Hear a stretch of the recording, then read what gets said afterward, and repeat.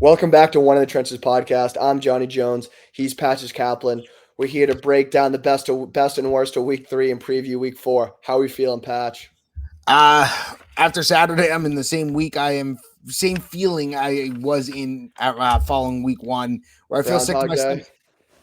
Where I feel legitimately sick to my stomach, and it's one of those things where I'm looking at a massive problem. I don't know if you've ever had this at work when you get assigned to something, you're looking at it and you're like, I don't even know where to attack this.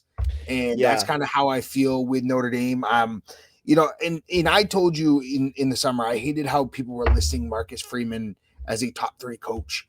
I think he's a great coach. I think he's a great coach. He surrounded himself with even better coordinators. Exactly what Dabo did just a few years ago, and he's getting exposed. Chris Ash is absolutely terrible. We're going to dive into the Notre Dame game in a few, but our road to the playoff is gone.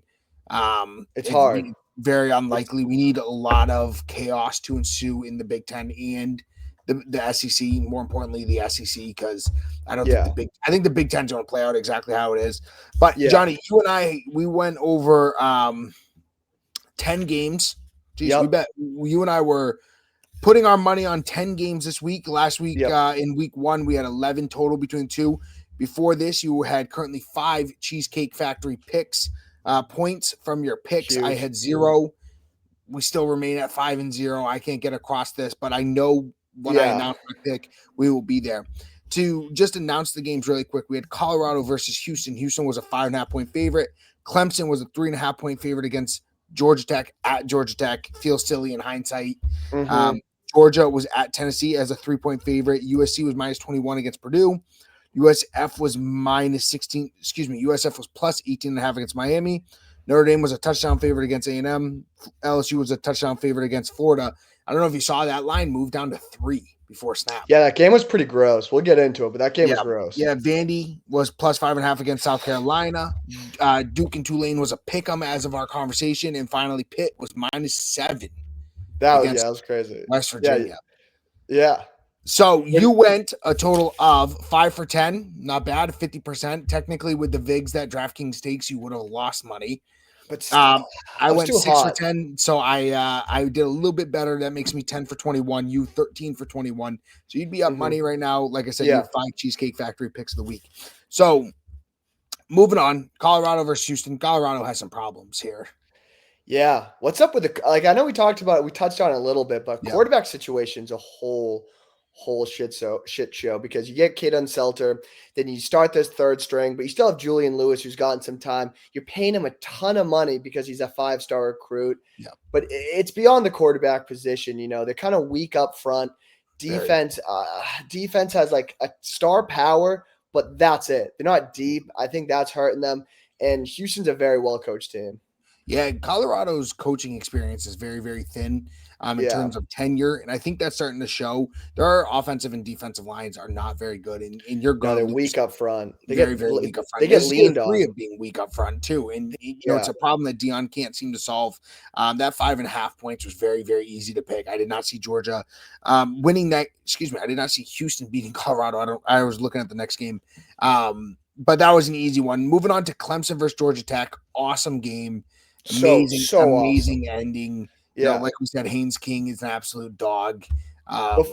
Before we get into Clemson, I really want to highlight Georgia Tech because I know the story. Everyone and their mom's talking about Clemson, but I don't think people are talking enough about what Brent Key has done at Georgia Tech because that's such a tough school to win at in the ACC because you've got the powerhouses: Clemson, Florida State, Miami. How easy it is to recruit there.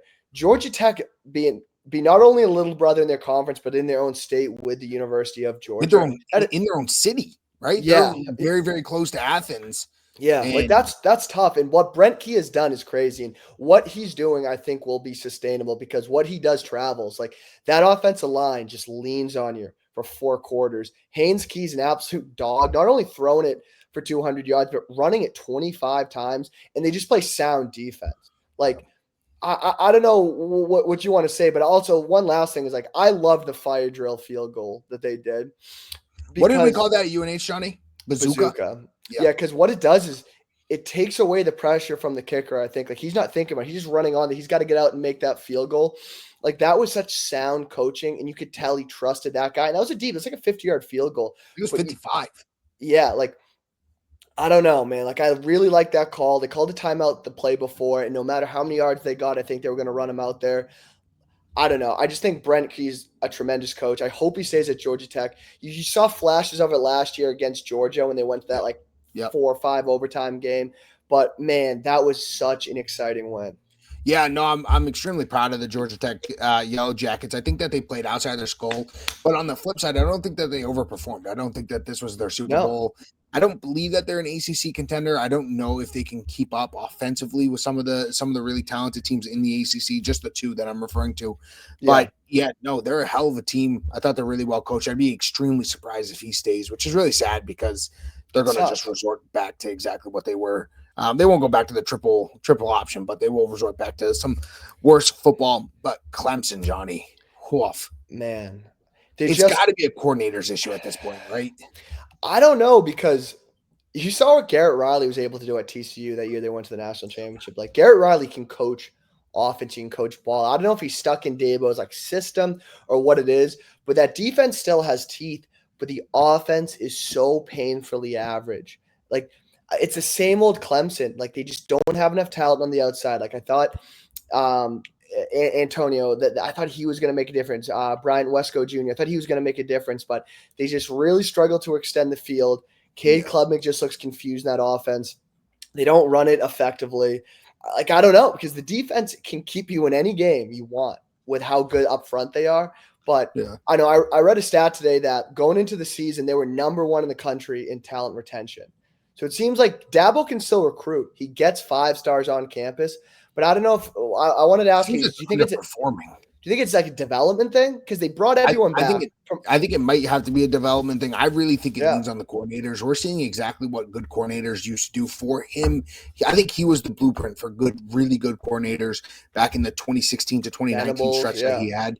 And then we saw exactly what it was with Notre Dame with Al Golden and Mike Denbrock. You know, those are two of the most experienced coordinators who don't have really interest in being head coaches at this point in their careers. And we saw exactly what it did for Notre Dame. They were able to out-scheme teams. They were able to, what you said, lean on them and find their weaknesses, and they knew exactly who they were. And I feel like Dabo believes they are something they're not. And, you know, let's say, Johnny, you're a booster, right? You own, you know, Jones's Industry. Sweet. You're giving Clemson $15, $20 million a year to the football team. And Dabo comes out and says exactly what he said today about how Clemson, if they don't like winning, they can get rid of him. He'll go win somewhere else, and he's not going to be on a beach. He's going to continue to coach and this and that. It's like, I'd be pretty sick to my stomach because it's like, it's not working, dude. Right? No. Like, own up to it and say, hey, listen, we've lost 2 games, you know, one of which we should have realistically lost by probably 17 or 18 points. Another one, the one we won, we were down by 2 possessions against a non-Power 5. Yeah. You know, if I was the AD, I'd be pulling him into my office and saying, hey, what's the plan here? Right? Like, your plan is clearly not working. And he's going to just kind of waddle this lane all year long. He's going to get 8 wins and claim it was still a really good season as if they weren't the number 2 or number 3 team overall in the AP poll. I don't have an answer for it, but I know that they have problems, and I think they're going to lose 4 games this year.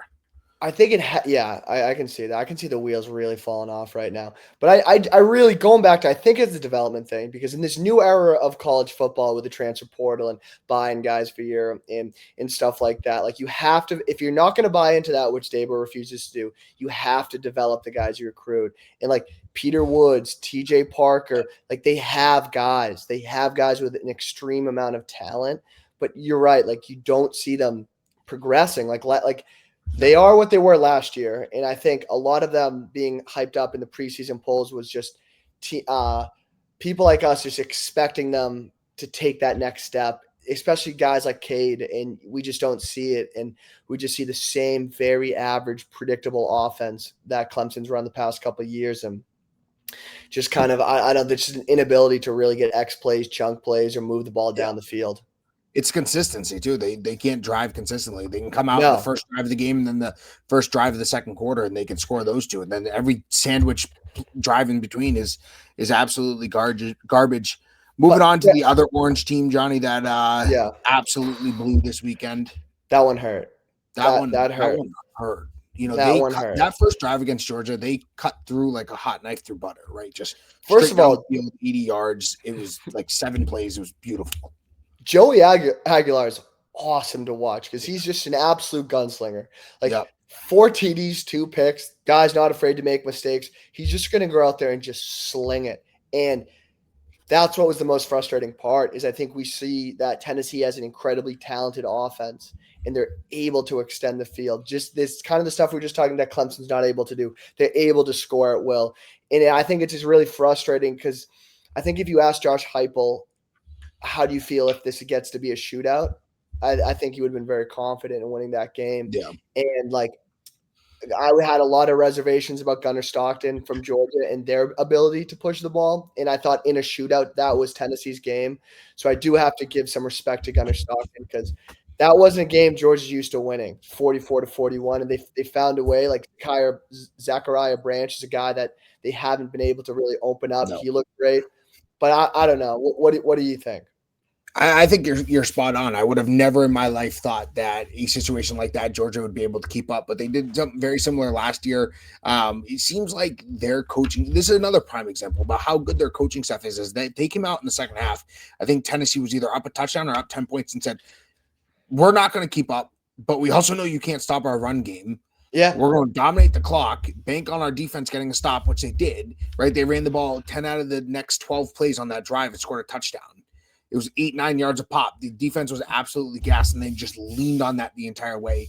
It's remarkable the confidence and the swagger out of Kirby Smart to go into the locker room and say, hey, guys, we're going to take a step back. And this is what I think Dabo's doing a terrible job at. Dabo, Marcus Freeman, Sharon Moore, like they go and they have these plans in they're set in stone. But Nick Saban and Kirby Smart, the really, really good coaches, were able to adjust off that, and they literally stopped throwing the ball, and they just said, we're going to run it down your throats, and it worked. A lot of hate towards Josh Heupel this week, and I think it's a little bit unnecessary. I think he coached a really good game. He's not known for his defenses, and I think he's well aware of that, and this was supposed to be an off year, right? And just like you and I have talked, we were one or two really big – I hate what they did coming off that interception. They could have iced the game. You have a fifth-year quarterback, but I feel like people are going to look at the successes that Joey Aguilera is having, and they're basically going to be chasing all these AAC quarterbacks that were in similar positions. Curtis O'Rourke last year had the same position. But I don't blame Josh Heupel for this win. If anything, I'm applauding him for how close this was. I think Georgia's the number one team in the SEC, and you just went tit for tat with them the entire way. Yeah, no, I've been online. There's a huge everyone's talking about Kirby versus Heupel, and I think Kirby, well, he did. I don't think he did coach a phenomenal game, and you saw him be a little ballsy at the end, going it for it on fourth down. And whereas you saw Heupel choose to kick it, you saw him play it safe at the end. And I think Heupel's getting a lot of crap for that. But when you think about it, he lined up a kick to win the game. He lined up his kicker for a chance to win the game. If that goes through, false start killed it. Yeah, we're having a very different conversation, you and me, if that goes through. And I think that's something you can't take away from Heupel. He lined up a kick with a chance to win the game. It didn't go his way. Things fell flat in Tennessee. But, man, I feel bad for those fans. That place was rocking. That's the bucket list of games. I don't think it's the last we're going to see of Tennessee, though, Johnny. No. I think they have a very, very admirable schedule, and I think that they're the type of offense that can travel with that type of experience and explosiveness. I thought they leaned on the run a lot more than I thought they were going to, so I loved seeing that. But yeah, no, I'm happy with what I saw. Versus other games, other SEC teams, which I'm not happy with. For instance, Ole Miss, I thought played really, really bad against the worst team in the SEC with the worst quarterback in the SEC, and people are saying they went up. We'll talk about them in a second. We're going to skip the USC-Purdue game. There's not much to talk about. Purdue covered there. USF going to Miami. Obviously, USF has had some tiredness in terms of competition, but that Miami team, Johnny, that was a points against a really good USF team. That was a good old-fashioned thumping. And that Yeah. hurt. That hurt to watch just because USF was like such a Cinderella for the Did year. it though, or did that reassure everything you thought about Miami? Like that's your No, I boy. know. Mario Cristobal No, is your boy. I love Mario Cristobal. I'm just saying it was so fun to be on that USF hype train. Let's keep it going, keep it going. But sometimes the clock just strikes midnight. You turn back into a pumpkin. But man, that Miami team is so good. Everything we've talked the past couple of weeks, they're so good up front. Like I Yeah. know Mario Cristobal made a living as the O line coach for Bama, but you see it. Like they're just big and they How do lean you think on they'll him. match up with Penn State when that time comes? Oh, you predicting? Is that the national I don't championship? know. I'm just thinking in my head, like, we're Two seeing great. common reoccurrences, right? Like, we're seeing Yeah. the biggest, toughest O lines and D lines and front seven, within the box are dominating these games right now. And they're That'll leading be on it. In any game that's going into fourth quarter, the offensive and defensive lines are deciding the games essentially. And, we have kind of some cutthroat teams, right? Penn State, Texas has a really good D line. Georgia has a really good offensive line. Vandy has a good offensive line. Miami has one of the best offensive lines. It's like, we should keep coming back to it. It's just, I feel like it's inevitable. But like yeah, you no. envision, like in my head, I got to get this narrative out of my head that's, it's just Miami. They'll blow it against someone. I don't know. I don't think Carson they're going to. Beck is just firing right now. But that would be a great game, Penn State Miami, because I think those are two of the top 5 offensive lines in the country, just from like a talent and a production standpoint. And also just great running back play. Like Mark Fletcher from Miami's awesome. Obviously, we've talked for hours about Penn State's running back duo. But I think what's different for this Miami team this year is just their ability to spread the ball to multiple guys on the outside. Like I think like last year they had Xavier Strapo and they just kind of fed him. But now you got Tony, you got Marion, you got Johnson, you got a lot of guys. CJ Daniels from LSU, the transfer. Like you just have a lot of guys that spread the ball out. And Carson Beck looks like he's enjoying football again. He looks like he's having the time of his life. And I think this is a team that has a really great chance at winning the ACC and getting a top 4 seed in the playoff. Yeah, I could very much see it. I could see if they ran the table with their schedule, the way they played Notre Dame, the way they play Florida, if they went undefeated, ran the house, went undefeated, won the ACC, if they would be almost 1 or 2, especially with the carnage that could ensue with the SEC. We're going to skip Notre Dame and A&M because we want to come back to that one. Florida going and playing at night against LSU. Our boy BK, psychopath, typical Brian Kelly. Crazy in the press conference. Some people would say like, oh, it's never enough. It's never enough. It's like, no, if anything, this dude feels internal pressure because in the AP poll, just a reminder to our listeners, the AP stands for absolutely preposterous, has LSU at 3, which is comically bad. That's a joke. I have no idea what to think about LSU anymore for a couple of reasons. Like now that Clemson is really skidding out off the road, like that win is kind of getting a little less significance. You still got to give them props for winning that game, but I don't get how that game was close. I keep watching the highlights of that game. There, in no way should you get 5 interceptions and it should still be a 10-point game. That LSU defense looks awesome, but at the same time, what's up with LSU's offense? Because Nuss is supposed to be the most veteran quarterback in college football. After they beat Clemson, we gave him Nuss all the flowers, and they finally have the weapons, and they've got the run game. But like 20-10 against a bad Florida team when DJ Lagway gives you the ball 5 times with field position too. That's something that we don't really talk about all that much. But with the way that kickers are kicking right now, you got to get to realistically the 35, and you're kicking a 52 consistently.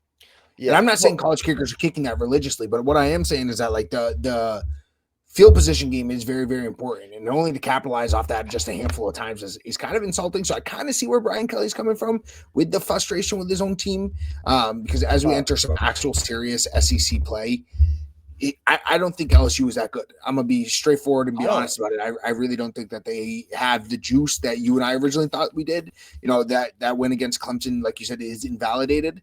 I think they're a good team. But I don't think they are what we thought they were.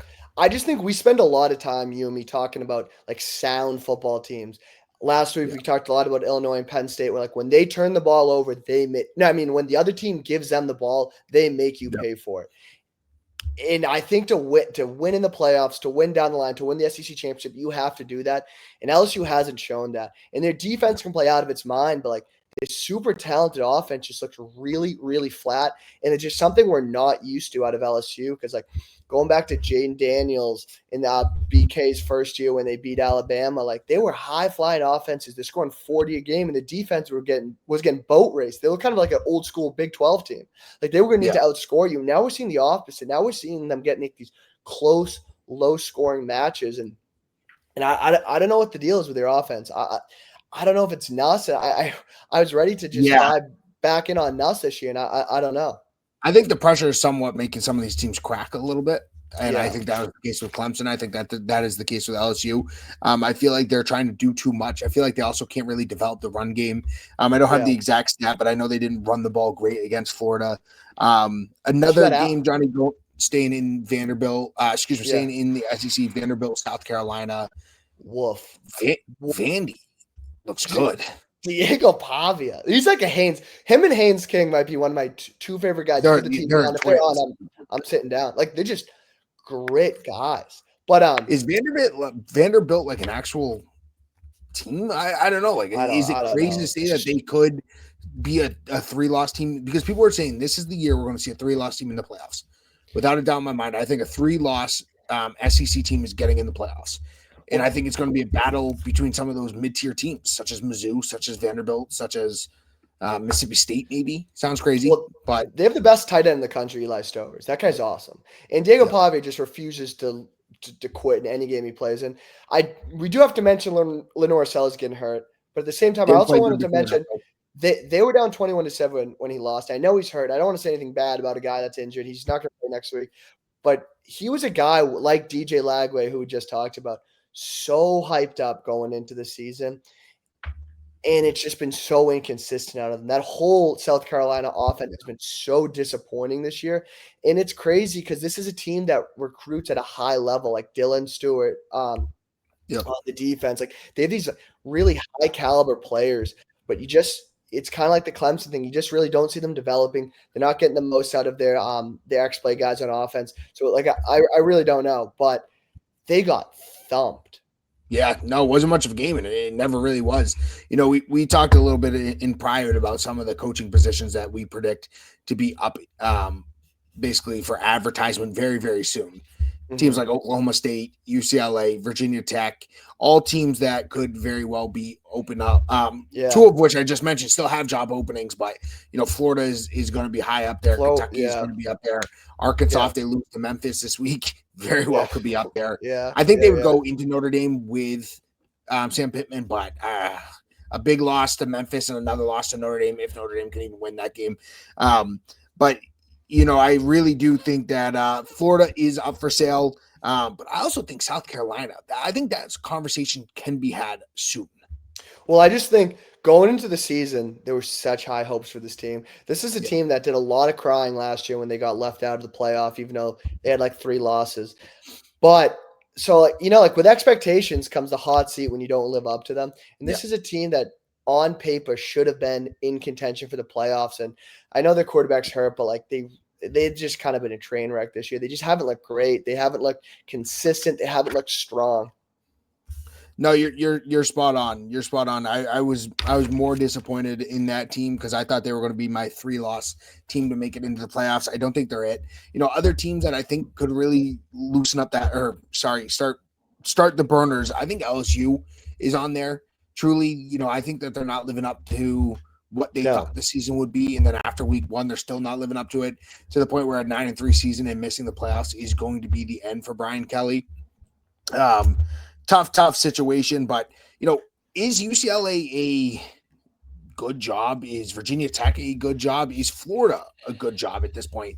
You know, who are you trying to get? You know, I want to go a little bit off topic just because I love coaching hires. You know, I heard Jed Fish is interested in the UCLA job. I heard I think Tulane is interested in the UCLA job. I think John Sumrall of Tulane. Like, they look really strong this year. They just beat Duke. I think he's a guy that's going to get a power job. I also think if Penn State, if they live up to my hype and they go the distance, I think Andy Koltanicki will be a guy that's name's out there. No way he would go to UCLA. No, not UCLA. But I'm saying, like you said, Virginia Tech. You said Florida, stuff like that. if we're talking those 3 jobs, Florida is a good job. Like, I think you'll always be able to recruit well enough at Florida. Virginia Tech, I think, is a good job. I think that's I think Virginia is a better job, personally. Yeah, but I think that's a fan base that just, like, wants to get resurrected. That's the number 1 college football entrance according to your brother. Enter It's crazy talk. It's just no, not true. That's what I'm saying. But I think that's a fan base in the ACC. Like, if you get the right guy, you could see them do kind of what Brent Key's doing at Georgia Tech, because it's not the strongest overall conference. So I think that's a pretty good job. UCLA scares the hell out of me because of them moving to the Big Ten. Like, I think the Big Ten. I'm looking if I'm an up and coming head coach, like is it Alex Golesh at USF? Yep. I'm looking at the first 2 years schedule. Who do I have? What are my out of conference games? Who are my SEC opponents? Who, can I win 8, 9, 10 games in the first 2 years? Because if you can win 8, 9, or 10, you can all but guarantee you're going to get the best following job the following year. But UCLA is down. They're not going to outcompete USC. In their own city. They're not going to compete with the SEC, right? I don't even think they're going to out recruit Washington. They're probably on the same level as recruiting as like Fresno State or UNLV, or I bet Sacramento State even gets some recruits over UCLA. Sounds crazy, but it's the God's honest truth. I want to go to the other big matchup, one that we could probably talk in depth about, but how are you going to justify letting up 6 points to an FCS team? So good. Wasn't the last play of the game? I think it was a very controversial call too. Did you see? Franklin was pissed. He did not want to give up the catch was crazy. It was one of those he like pinned it against the guy's back. Yeah. All jokes aside, we're heading up to South Bend. Notre Dame hosts A&M. A really gritty game in 2024. 2025 looked incredibly different. 41 to 40. If you told me that game, I went to go put my daughter to bed, Johnny, and we block a punt for a touchdown, and I said, "There we are.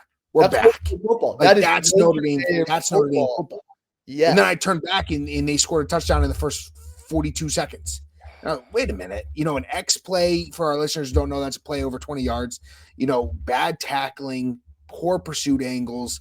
And I was like, maybe I spoke too soon, right? Like, maybe I spoke too soon. Like, I'm all for an elite wide receiver roasting us, right? Jeremiah Smith, Emeka Buka back in the day, Carnell Tate, some of the other ones that I'm thinking of. These 2 wide receivers from A&M were not that good. One of them's from Mississippi State. He was really talented. Carver, he's a really good wide receiver, but combined, I think they had almost 300 yards. Yeah, well, I'm looking at it right now. I do really like Casey Concepcion. Had a really good career at NC State. I think he's good. Yeah. But you're right. Letting Mario Craver get 200. He's a good receiver, but man, that's the thing. I'm gonna let you have the whole floor for Notre Dame, Texas A&M. But I did want to say that's the thing that really disappointed me about this Notre Dame team is like Notre Dame football. Like, hang your hat on your defense, and it's just the defense isn't there. Like, we talked about it after the loss to Miami. Like, they're just not strong up front on the D line, which has kind of been a strong suit. And then, like, last couple of years, you've had these elite secondary units, and you still have Leonard Moore. Like, he's a dog, but like he's gonna be a top 2 round. But everyone else, man, like you guys just struggle to cover, and that is what I'm. I want to throw this out there, and say the last play of the game, the touchdown by A&M was a flag. Crazy hold. They held my boy Kurt Heinisch. No, it's not Kurt Heinisch. Kurt Heinisch's little brother. They held him. They literally wrapped his arms around his leg. Blows my mind that the quarterback official did not see that. It's kind of sickening. I totally. But I've always said if you can't win in the trenches, you don't deserve to win the game. I don't think at any point we really deserve to win that game. I thought A&M brought what they need to. I also think there's a really good A&M team, a team that you and I don't generally talk about because they followed under the same path as Miami. But I think that this A&M team could be in the talks. People are going to use the Notre Dame games as their trampoline to pivot. And jump into other conversations. But, I loved seeing what I saw at CJ Carr. And like you and I talked about on the phone, their game plan against Miami was terrible. And there was supposed to be a lot of RPOs where they're supposed to give it to Jeremiah Love. They didn't. And I am just in disbelief at the mental errors, the rudimentary mistakes that Notre Dame makes, the fumbled snap, like Jesus Christ, like how do we make that mistake? And then you got a minute and 47 left, and they literally just go 77 yards. Well, they get a touchdown, gets called back for holding, and then they go 77 or 78 yards right down the field. What the holding on the kick return? The kid that honestly hurt you because if you score, then you give CJ Carson time. But that being called back and then giving Texas A&M just like the whole clock to work actually kind of hurt you guys. But no, I was really impressed by Notre Dame's offense. Like I was disappointed in the play calling after Miami. I thought you guys refused to give it to Malachi Fields and Jeremiah Love and Prince. And you guys fed your guys. And I think that's what's kind of disappointing is you saw the offense going full steam ahead, but I don't know. I give a lot of props to Marcel Reed. He is so dynamic in that Mike Elko offense. Really, really well. And I'm happy for Mike Elko. You know, this is not Notre Dame's year, and I've come to terms with that. And I think that if we can figure out this defense, I think we have a really, really good team, a team that could arguably make the playoffs if things happen. I don't think it's in our best opportunity. Right now, DraftKings has us to make the playoffs at plus 160, bet 10, win 16. The no is minus 220, bet 220 to min 100. So I don't think it's going to happen. You have to become the biggest USC fan in the world. Because if USC can continue to stack wins, that is a win you can hang your hat on, and they do look good right now. But you're right. We need two things to happen. We need Illinois to beat Indiana, then Illinois to lose to USC, and then us to beat USC. We also need Pitt to run it. We need Navy to run it. We need Syracuse to beat Clemson. Pitt looks bad. It's crazy the stuff that we need to happen. But these were your two games Boise to win the Mountain West. Yeah, these were your two games. That's all assuming, Johnny, that we win. No, I know it's just really tough from like a schedule standpoint from you guys because these are two big games going into the season, and you lined it up perfectly. Like Miami first week of the season, you have all off season prep, and then you get the bye week before Texas A&M. And these were two wins where like we look back at the end of the season, like people were high in Texas A&M. Like you could have hung your hat on these wins. So now you need other teams to overperform. So if you can beat them, then you can be like, hey, that's a big win. So you're right. You need a lot to happen. I almost don't want us to get in because I'm so sick of the narrative of like, oh, Notre Dame gets the views, therefore they'll be in, or Notre Dame always gets the benefit of the doubt. It's like, I don't want to be in the same conversation as Alabama. I want to be our own entity. And I want to earn it. I do think, I'm the biggest advocate for Notre Dame. You can remember back even in 2023 when I was arguing a 3-loss Notre Dame team should be in the playoffs. So awesome. When it was 4 teams. But I will come November start arguing with you again that we're an elite team if we can get there. I know Marcus Freeman can get there. I think he needs to have probably the first real coaching conversations with Chris Ash. Basically give him one more game. Hey, buddy, you got Purdue. If Purdue drops more than 21, I'm going to take over. Yeah, Chris Ash is a direct reflection of Marcus Freeman, and it's a terrible look and a terrible start for the year. 0-2. Can't remember the last time Notre Dame did this. It was 2 years ago or 3 years ago. I do remember, actually. Sick to my stomach. I was in disbelief. I could hardly sleep. My heart was beating through my chest with anger. But it is what it is. Johnny, before we jump into our next week's games, I would like to do my segment on the AP poll, also known as Absolutely Preposterous. And then we go winners and losers, and then let's break down. Yeah. Let's break down. So to start, Johnny, we have Ole Miss at 13. What has Ole Miss mother trucking done to be at 13?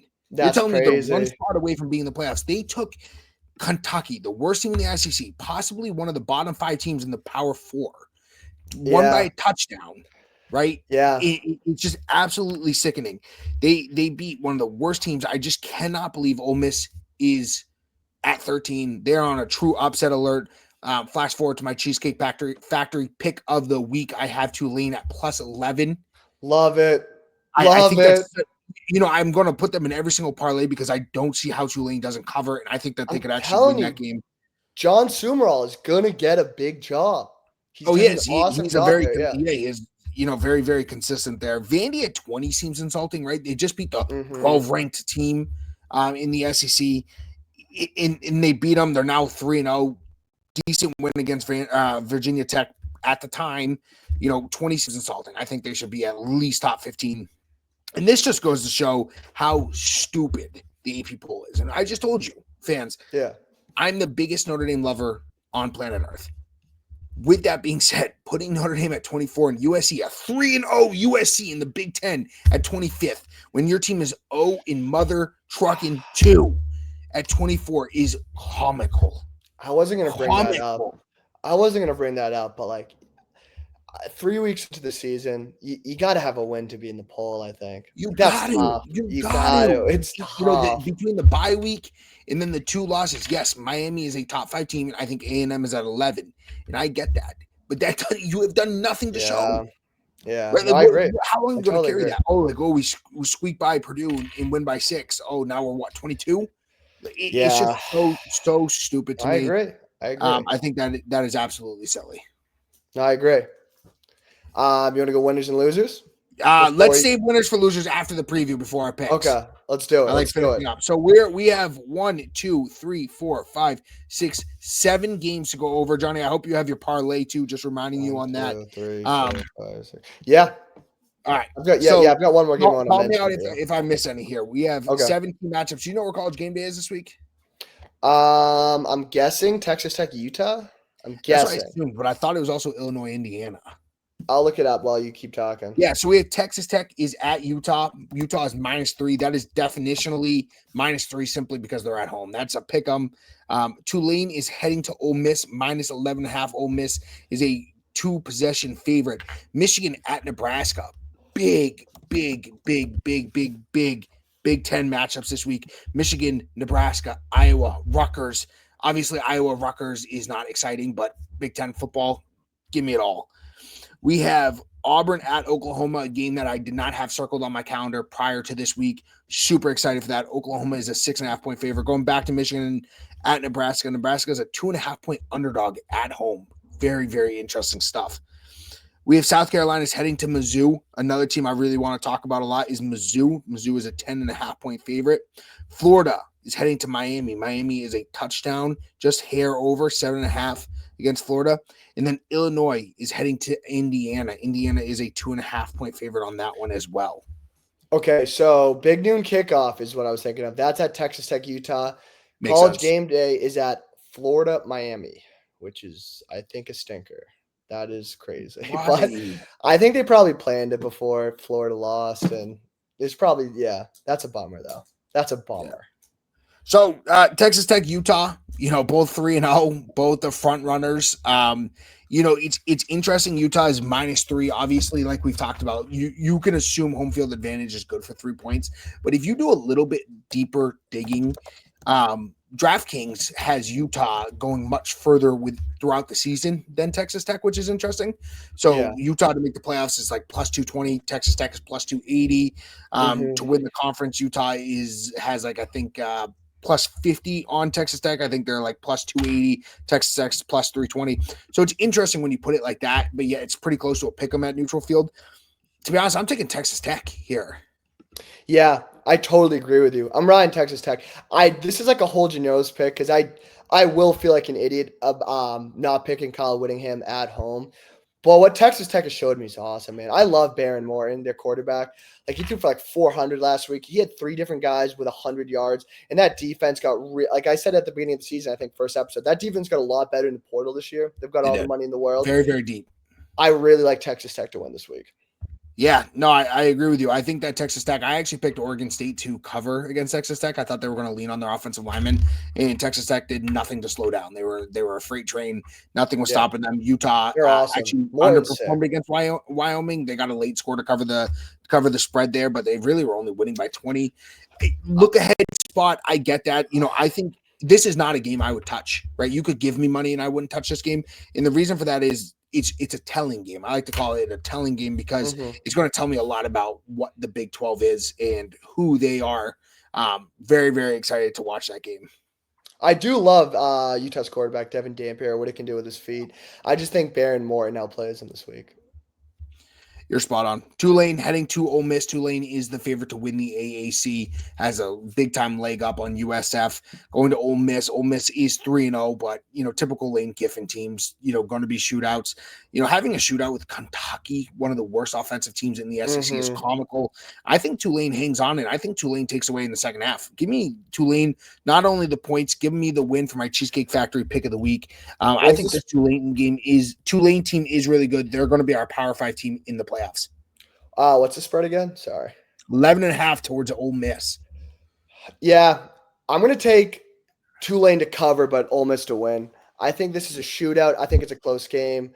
I think Trinidad Chambliss for Ole Miss does what he needs to do to keep to win, but I do think Tulane will cover. I think that's way too many points for that John Sumrall team. I've said his name a couple times this episode. I think he's a great coach. I think he's going to be a Power 4 coach next year. Johnny, tell me a little bit about Michigan at Nebraska. Why is Nebraska a home underdog? I love Nebraska this week. I love Nebraska. I think this is a coming out game for Matt Rule. I think Matt Rule's a tremendous college football coach, and I hate watching Michigan try to get first downs. I hate it. I hate them on offense. I think Bryce Underwood will be a great quarterback in a couple of years, but right now they don't have it. Last week I talked about they lack talent on the outside. They've always have that Roman Wilson, Nico Collins, that just are Colton Loveland, just kind of a safety net guy they can chuck the ball to. They don't have that this year. Their defense is a lot more average than we're used to it being. And I think Dylan Raiola is a gunslinger. I think a lot of people make fun of him, all the Patrick Mahomes stuff. It is corny, but I love Nebraska at home. I think Matt Rule does what he needs to do. And I think he's also a better coach than Biff Poggi, the guy that's the interim head coach of Michigan. I think that kind of – Is this a suspension game? I think last week and this week. So I think Nebraska, I think I think that ends up being an edge. That is an edge for them. And I agree. I agree with you wholeheartedly. I think Sharon Moore I had all the respect in the world for Sharon Moore heading into last year. He doesn't know what to do with that offense. He doesn't know what he has. He doesn't know what he doesn't have. No idea. You get them in any kind of 3rd and 7 and or longer. It's over. And they're struggling. I love the way Nebraska came out on the year. Really tough game against Cincinnati. I love their offensive schemes. They have really good in between the tackles, running games, a lot of ISOs, a lot of powers. I think Nebraska, first time I've probably said this in my lifetime, honestly, is going to lean on Michigan to win this game because of that. I think that they could really depend on their big old linemen, and they'll run those ISOs. Dylan Raiola, second year, is going to have a lot of experience. That Nebraska, they've sold out 160 games in a row or something insane. Their fans show up. That's a crazy environment. Yeah, I think that one's incredibly easy. You could even give me the money line. I would take it. Auburn at Oklahoma, interesting. I feel like everyone's drinking the John Mateer tea just a little bit too much, and people are sleeping on Auburn. Yeah, I am going to go with Oklahoma. I do think Auburn's got the win, right? I'm taking the points. Wow. Wait, say that again. Yeah, I don't know. You're taking the 6.5. You think Oklahoma wins by a touchdown? Yeah, I think they win by 10. I do like Auburn. I think Auburn's a great football team. I don't trust Hugh Freeze. And I am one of the people drinking the Mateer Kool-Aid. I don't think he's a Heisman guy. We talked before the show that he's the Heisman favorite. I don't think he's a Heisman guy, but I think he's played so much college football, and that's a huge storyline this season. We've seen a lot of young quarterbacks struggle. A lot of veteran quarterbacks look great. And Jackson Arnold for Auburn. Yeah. I think he's a good quarterback. I think he's showing flashes. Jackson Arnold's transferred from Oklahoma to Auburn. You don't think there's any type of revenge game here? I think he's going to be pumped up, but I don't think it's going to matter. Yeah, I think you're backwards. I wasn't overly impressed by Oklahoma at really any point throughout the season. I think that Auburn has a physical team. I think that I love their outside passing schemes. I think 6.5 is too much. I think that line I'd be much more nervous about if they were 3 or 4.5. But I'm taking Auburn in the underdog here. I think they have all the skills to win this game. I think Oklahoma is overrated, and I think that John Mateer is a bit overrated. So I'm going to be taking Auburn on this one. Yeah, if I could to another SEC matchup, Johnny. Or go ahead. I'm sorry. I was going to say, if I could bet player props in mass, I'd bet every over for Deion Burks for Oklahoma. I love him. He's an awesome receiver for Oklahoma. I think he's going to have a big, big day. There's a player on the next team that I do want to talk about. This team, overly impressive in their win against Kansas. We have South Carolina heading to Mizzou. This is a scary, scary spot for South Carolina Yeah. because dropping a 1-2 or 2-2 here, 2-2, excuse me, would not be a place that they would want to be. Mizzou is not scheduled to win this game originally. Obviously, I believe Lenore Sellers is out. Mizzou's got some big boys up front. When you watch what they did to Kansas in the way that they were able to manhandle, they have an underdog running back, Armand something. He's from South Hardy. Alabama. He's awesome. Yes, he's a really talented running back. Bo Perbula is probably I would argue that Bo Perbula is one of the most accurate quarterbacks in college football right now. I'm a believer. He is really, really talented. 10.5 is not enough. 10.5 is not enough. No. I'm a believer. I think this is a really scary spot, as you said, for South Carolina. And I don't know, especially if Lenore Sellers isn't playing. That offense looks so bad after. They didn't look good with him in it. It looked really bad with him out of it. And I think Elijah Drinkwitz is a really good coach and doesn't get talked about enough. Like, no, going down 21-6 against Kansas early in the season, you didn't see that team blink. You saw Bo, whether it was running, whether it's throwing, you saw that offense just continue to chug along. The defense just does enough of what it needs to do. And I'll take them with the points. Yeah, very, very interesting. I think this next game, Florida at Miami, doesn't have that much implications because I don't think it's going to be that close of a game. I think 7.5 for Miami, giving Miami 7.5 there. Excuse me, they're giving Florida 7.5 there is just not enough. I think that this is going to be very similar to what Miami USF is. I think there's a 45-15, 45-10 type game. I think that this almost solidifies Carson Beck in the top 3 matchup, or excuse me, the top 3 Heisman contenders. What are your thoughts? Yeah, give me Miami with all the points right now. I don't know how Florida really bounces back from that loss, especially DJ Lagway turned the ball over 5 times. Like, Carson Beck, I think, is going to just ruin that defense. I saw that defense did kind of hold up against LSU, but that LSU offense has had problems, like we talked about earlier. I think Miami looks like one of the best teams in the country, and I think Florida is reeling. The wheels are falling off the bus. Yeah. Billy Napier is going to get fired eventually, and I think Miami's going to kind of boat race them. Yeah, no, I think you're spot on. I think that Florida is no longer fighting for their head coach. I think that is toast. I think DJ Lagway is going to transfer out, probably head to Ohio State next year, knowing how everything works out. Miami, very well, if they win the same way they beat UCF, Johnny, like they win 49-20, 49-15, are they the number 1 team in the country? Could be, yeah. I think they could be. Yeah. Moving on to what I anticipated being the best matchup. I had it circled on my calendar. Illinois heading to Indiana. We can hypothetically say there are 3 teams that are locks, right? And, throwing the term around lock is very loosey-goosey because who knows what can happen. But we can assume Ohio State, Penn State, and Oregon are going to make the playoffs. Yes. Right? The way that they are playing, we were saying preseason they were going to.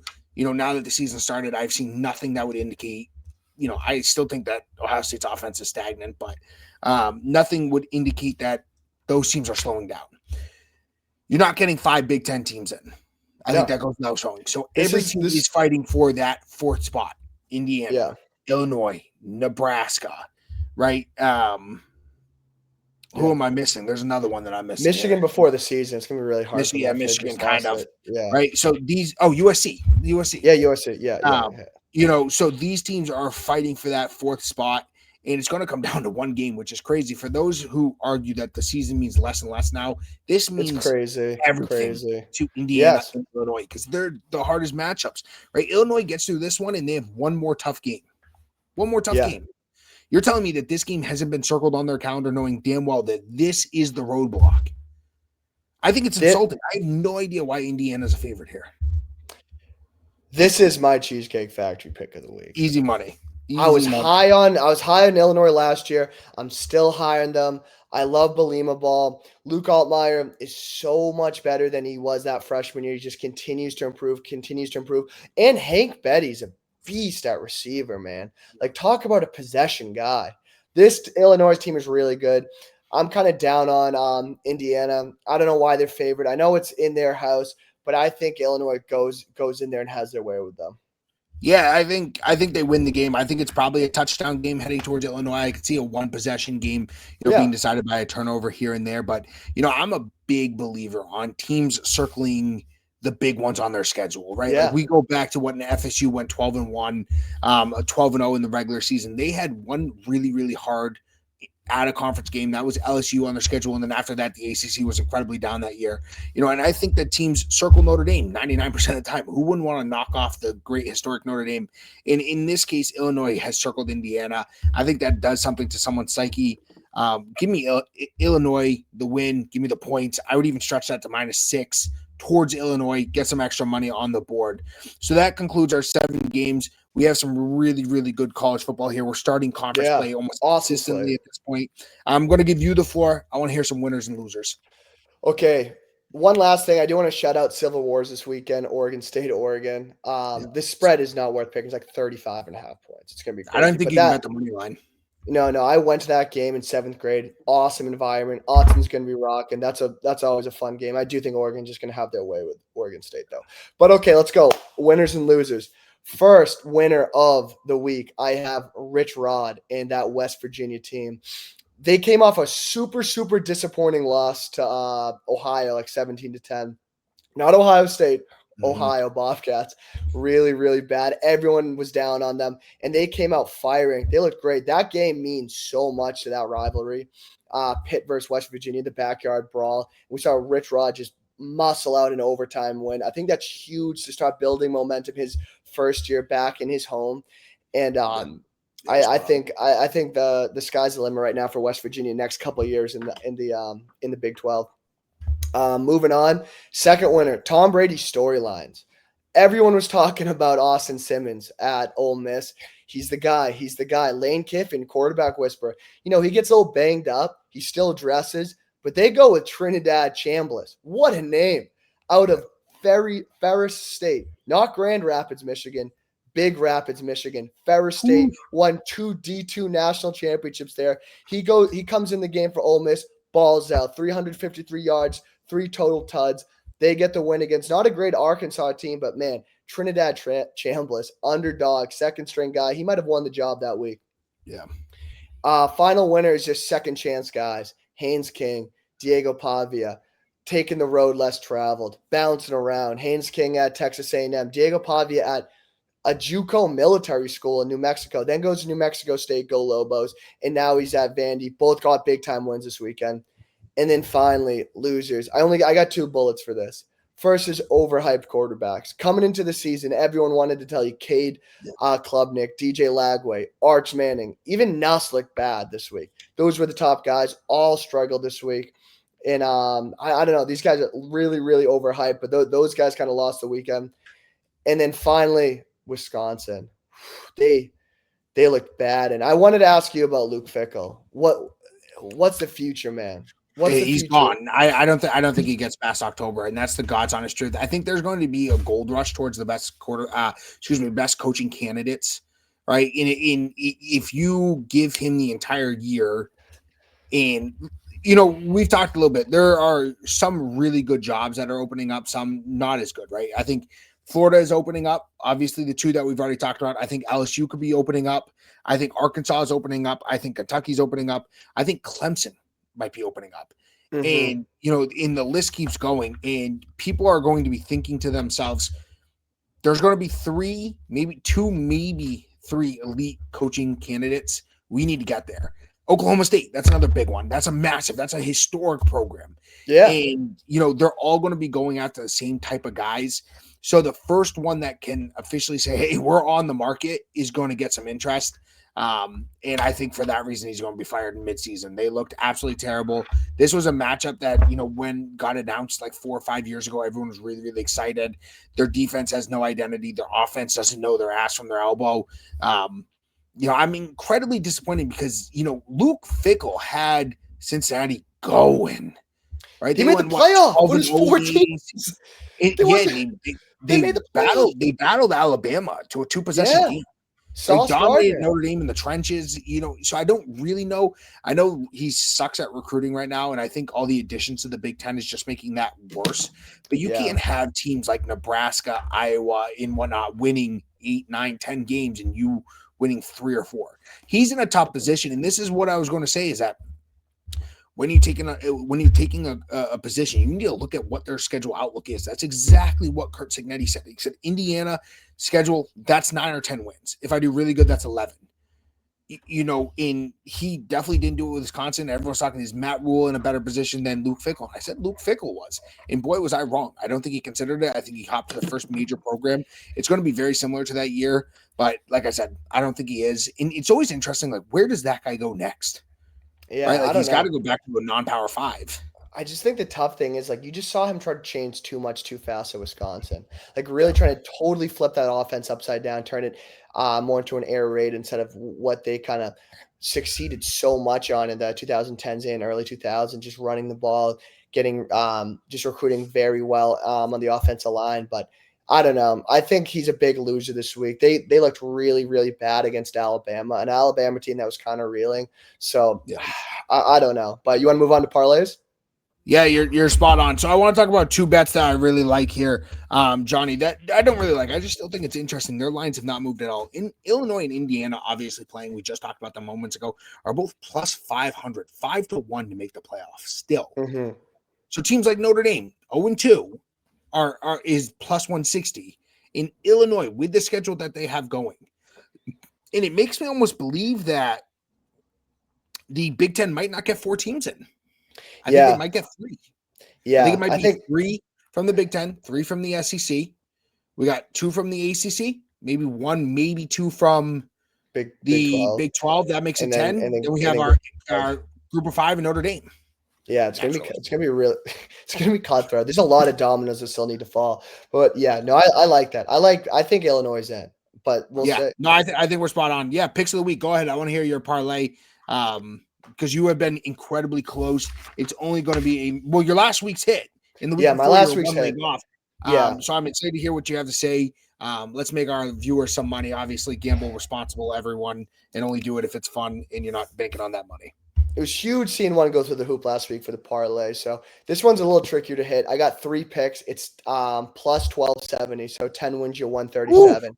So it's all money lines because my theme of the week. I'm assuming you and I almost had the same one, to be honest. Mine's very close to that. This is the time is now for these teams. These are statement wins. That's how I picked the theme for this parlay. First one, Illinois money line against Indiana.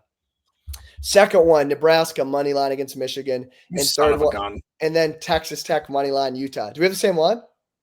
Very close. I got Illinois, Nebraska. I like both their money lines, and then I have Miami at minus 7.5, minus plus 1043. I'm staying away from that Texas-Utah game. It could be a shootout, and when shootouts happen, turnovers, pick sixes, fumble sixes, they can go a long way. I have no idea where that game is going to go, but I can promise you once I do know what those teams are, I will be betting them in the future.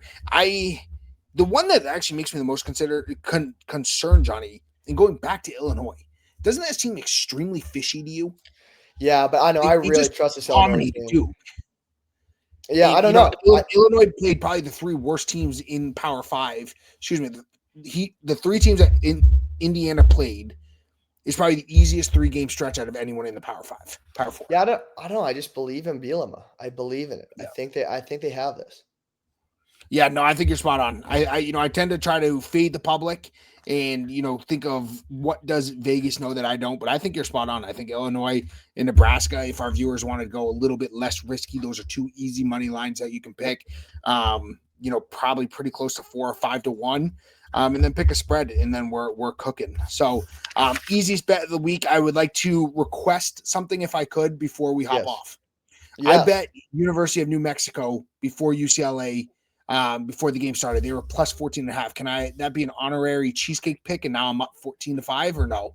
I will deny that. I will deny That's that because bullshit. also you didn't share it with me. You bet it. You just didn't tell me about that one. That one hurt. That one hurt. Yeah, that job is terrible. I saw it from a mile away. Deshaun Foster stinks. Hell of a player, but UCLA is reeling. Very, very obvious pick. But yeah, can't wait for football. When does Maction start? Because I don't know how much longer I can go Tuesdays and Wednesdays without football. I think it's next week. Next week. Yeah. Yeah, get me to Thursday. Oh yeah, let's go. Let's do it again. Johnny, excited. Another great week. We'll talk more next weekend. Okay, see ya. Yeah.